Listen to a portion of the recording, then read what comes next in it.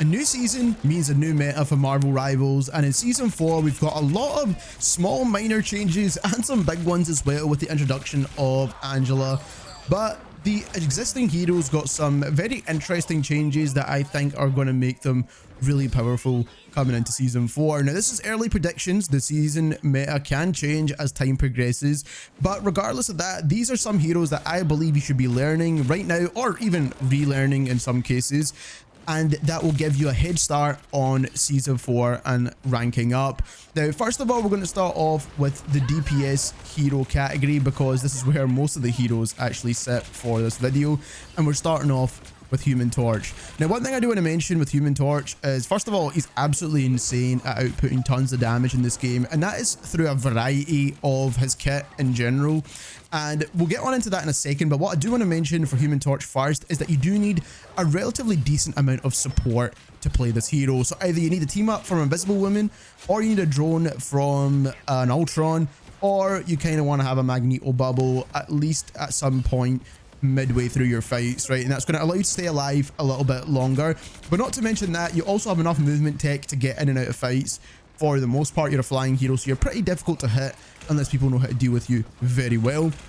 But when it comes to what Torch is actually good at, now here's where it gets crazy, because closing off the path of where the objectives are moving, or just dealing that tick damage over time in general, and people don't want to stand inside that damage radius because of how much damage this hero does, and combining it with Angela ultimate, or Angela's kind of slam down ability, and also Cloak and Dagger's ultimate, that overall tick damage combination is just crazy, right? That is a combo that is going to get used a ton going into Season 4 in my opinion.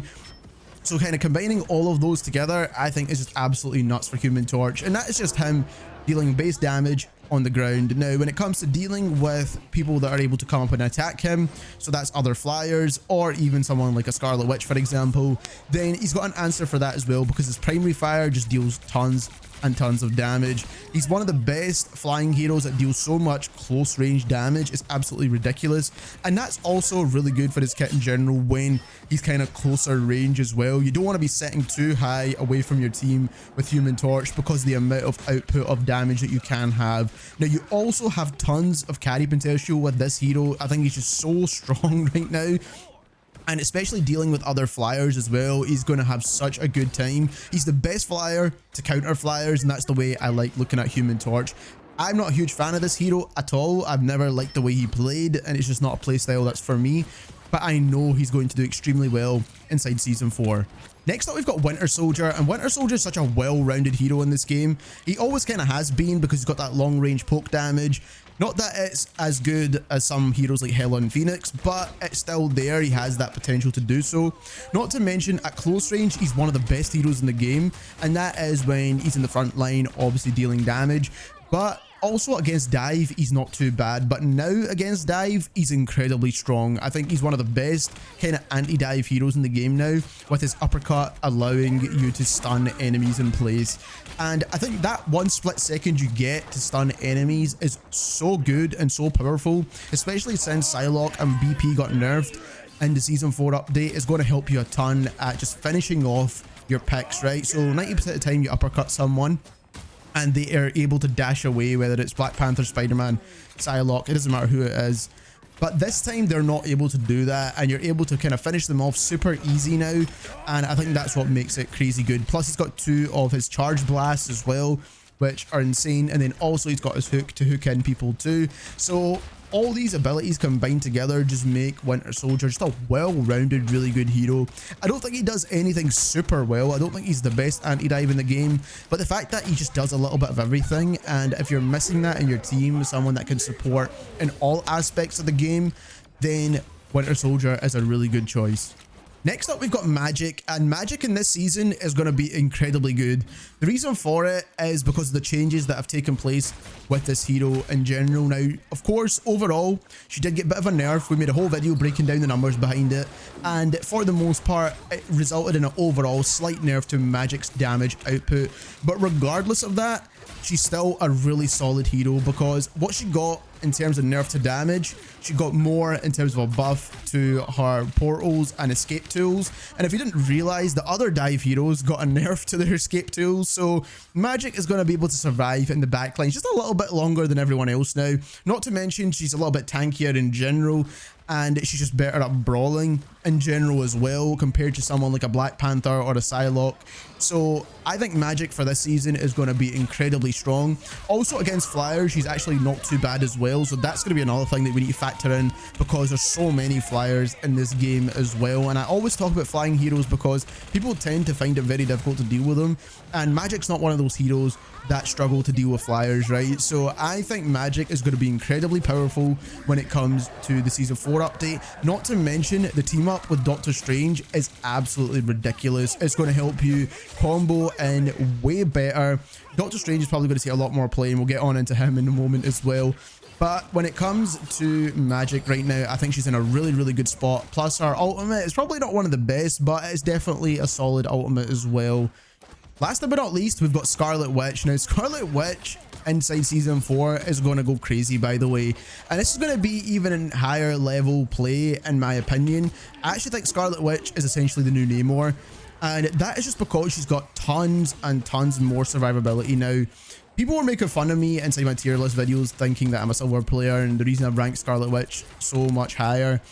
But in my opinion, she's such a hard counter to a lot of heroes like Captain America, like Angela, like pretty much most of the flying heroes in general, actually.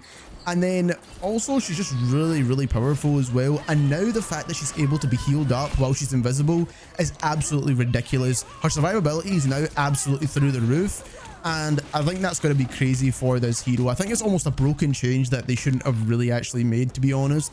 It's not a change anyone was actually asking for, but that change alone is going to keep her alive so much longer, and it's just going to make her so super powerful against so many different kinds of heroes in this game. And of course, she is easy to play for the most part. Not very easy to master, but it's not going to take you long to master Scarlet Witch. But that gap is now closing, and Scarlet Witch is definitely going to be seen in a lot more high level play inside Season 4. Next up, we've got the Vanguards, and first up, we've got Doctor Strange. And whether you've not played Strange in a while, then you might want to start practicing him again, because he's going to be incredibly powerful for Season 4. Now, we all know how good Strange could be in low or high level play. It does not matter where you play this guy. He is going to give you really good value in every single match that you play, whether it's from his shields, the portal plays, whether it's the damage output that he has, which is some of the best for a tank in the game in general. I think just overall his frontline presence is just ridiculous, and making space with Strange is one of the easiest things to do. Not to mention he's able to hover as well, which is going to allow him to combo in nicely with Angela at times, also block certain ultimates as well, which is obviously going to be really, really useful too when it comes to Hela's ultimate.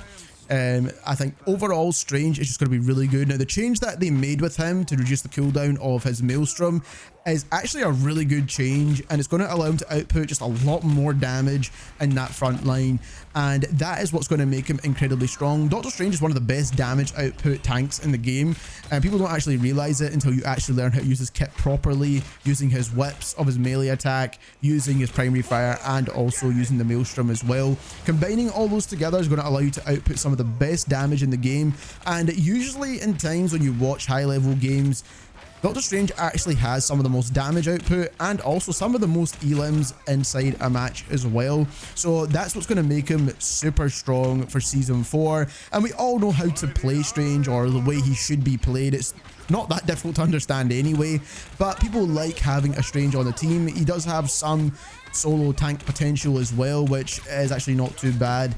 And overall, Strange's ultimate is just ridiculous too, if you could pull it off well and hit a couple of enemies with it. So we all know what Strange has to offer. I don't want to talk about this one too much because he got a really good buff and he's just a really solid hero now.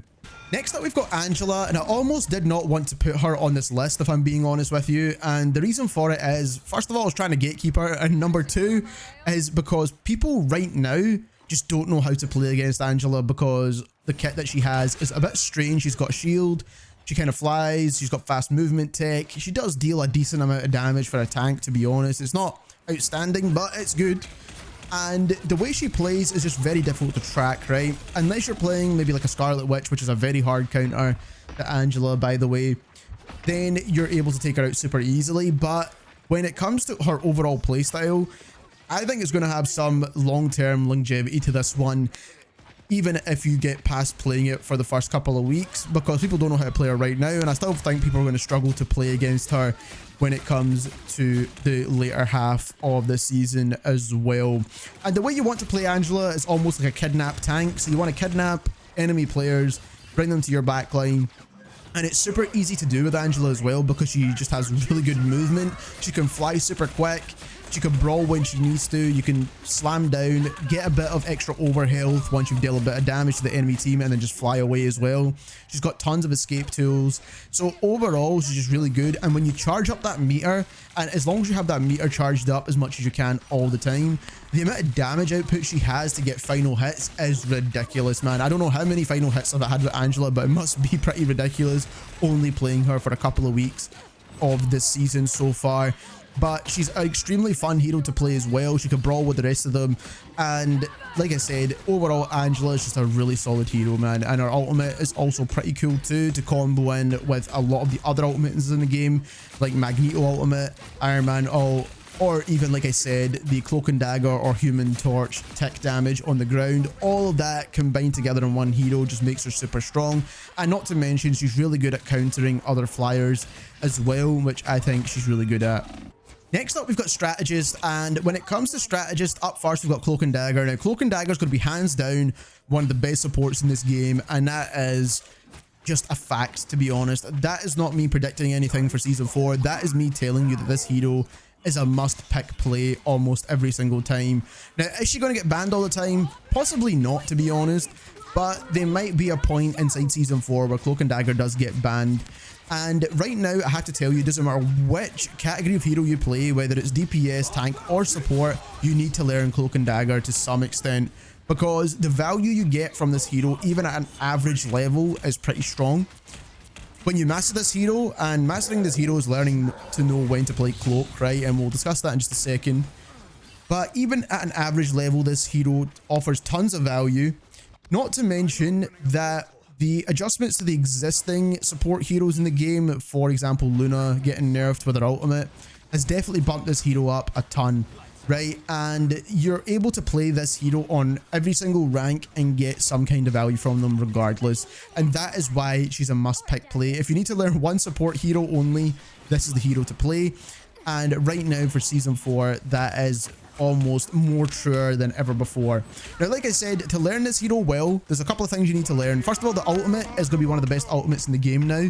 Since Luna got nerfed, I still think our ultimate's pretty strong, by the way, but Luna's ultimate getting nerfed is now makes Cloak's ultimate a little bit better. And the fact that it offers that tick damage, like I mentioned before, you can combo it with a torch, you can combo it with an Angela, I think it's just really, really good. You can also combo it with Groot walls if you didn't know that as well already. We might make a kind of ultimate combo guide in a future video. But overall, Cloak and Dagger's ultimate is really strong. You just need to know when to place it, how to place it, and then on your final kind of dash of the ultimate, get yourself back to safety so that you don't get hit by a Magneto or Iron Man ultimate or something like that, for example. So that is the only couple of things that can counter you other than Punisher shotgun, apparently. Then is learning when to use Cloak. Now, this is one of the hardest things for people to actually understand, when to switch to Cloak. So if you're getting dived, using Cloak is going to help you a ton because his damage output is absolutely insane. And it's equal to Scarlet Witch, right? His damage on his primary fire. Then when to use his wall ability is going to allow you to kind of combo in with your teammates and kind of prevent the enemy team using their abilities as it blinds them for that couple of seconds. You don't understand how useful that is against kind of higher level play and enemies not knowing where they're going. And then lastly, and the most important one, I think personally, is the phase ability, right? With people learning how to combo in ultimates now, which is super important, Magneto with Iron Man, Magneto with Phoenix, any other combos that you can think of ultimates, Cloak and Dagger's phase kind of allows you to survive most of those, right? When it comes to those kind of one-shot kind of combo ultimates. It allows you to phase through pretty much every single one of them, and it keeps your team alive as well, right? It's almost like Jeff swallowing up the whole team, but you don't need to spit them out anywhere. But that is one of the most important things that you need to learn how to use with the correct timing. And it's all about understanding timing in this game. But like I said, it's an incredible tool. And it's one that people don't really understand how to use fully unless you master this hero. But Cloak and Dagger is going to be really good regardless of which level you play her at. Lastly, we've got Invisible Woman, and Invisible Woman's going to be probably the strongest healing output support in this game. Because her ultimate now got buffed where it slows the enemies down for 20% inside the ultimate, which is going to be very key, by the way. I think it's going to help her out a ton, especially healing your teammates, stopping enemies entering that big bubble, and then also they can't even see inside it as well, which is something that I do want to mention. So they're going to be prevented to come inside due to the movement reduction, but then also even if they stay outside of it, they won't be able to see whether your team's popping an Iron Man ultimate or something like that, for example. So I think it's going to be so useful in general now. Our ultimate's almost one of the strongest in the game. Then to mention that, like I said, we've got a lot of flyers in this game, and Invisible Woman's shield is one of the best flyer healing abilities in the game, especially for Angela, Human Torch, as we mentioned earlier on in this video. So that's going to help out loads as well. And then also enemies get slowed as they walk through the shield as well, so that's another thing to mention, so that if you're walking through the shield, they get slowed down even further. And then when it comes to our primary attack, of course, it actually got buffed in a couple seasons ago, so now it does a little bit more damage in general. So overall, I think Invisible Woman is a really solid, well-rounded support hero, and she's also got tons of anti-dive and anti-flyer abilities like her bubble as well. So overall, Invisible Woman is just really up there, man, with the stronger healing output, and I think she's going to be really good for season 4. So there we have it. Those are the 10 best heroes for season 4 of Marvel Rivals. Like I said, this is an early prediction. These things can change as we get further and further into the season and we get more balance changes as well, actually, too. But for the most part, these heroes are going to do you really well for the beginning portion of season 4. If you enjoyed this video and you learned something new, don't forget to subscribe, and thank you very much for watching.